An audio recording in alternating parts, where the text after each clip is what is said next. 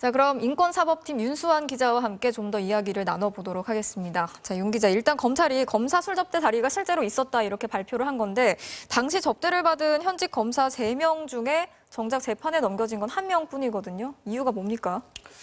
네, 김영란법을 보면요. 공직자가 접대받을 수 있는 금액을 1회 100만 원 이내로 제한하고 있습니다. 예. 따라서 술자리 도중 집에 돌아간 검사 2명은 96만 원까지만 접대를 받은 걸로 드러나 재판에 넘겨지지 않은 건데요. 보통 이런 유흥주점에선 여성 종업원이 머무는 시간에 따라 돈을 내는데 이들 검사 2명은 추가 비용이 붙기 전에 술자리를 떠났다는 거죠.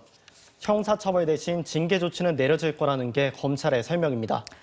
그러니까 4만 원이 부족해서 부적절한 술자리를 처벌할 수 없다는 얘기인데 사실 좀 납득이 가지는 않습니다.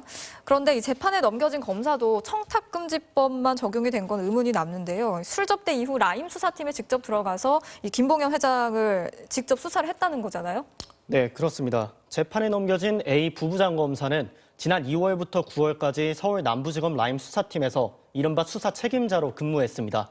당연히 수사 과정에서 김 전 회장의 편의를 봐주지 않았겠냐는 의혹이 나왔는데 검찰은 술접대에 대한 대가는 없었다고 선에 그었습니다. 따라서 김영란법보다 더 무거운 뇌물죄도 적용하지 않았고요. 접대 시점도 라임 수사팀이 꾸려지기 전이라서 청탁이 있기 어려웠다는 설명인데요.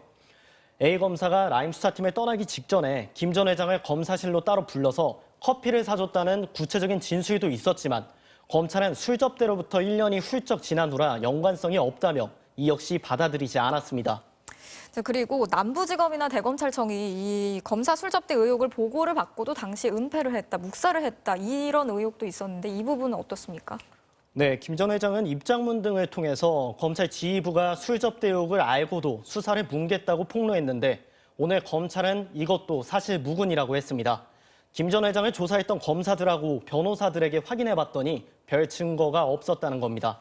또 당시 검찰이 짜맞추기 수사를 통해 여권 로비 의혹을 부풀렸다는 주장이나 야당 정치인 관련 범죄를 은폐했다는 의혹도 모두 무혐의 처분했습니다. 수사를 받던 김 전 회장이 수사 절차에 대해 이의를 제기한 적도 없고 야당 정치인 수사는 아직도 진행 중인 만큼 은폐한 바 없다는 기존 입장을 되풀이해야 했습니다. 2달 전 큰 파문을 일으켰던 김 전 회장의 옥중 폭로를 떠올려 보면 여러모로 개운치 않은 뒷맛을 남기게 됐습니다. 예, 잘 들었습니다. 지금까지 인권사법팀 윤수환 기자였습니다.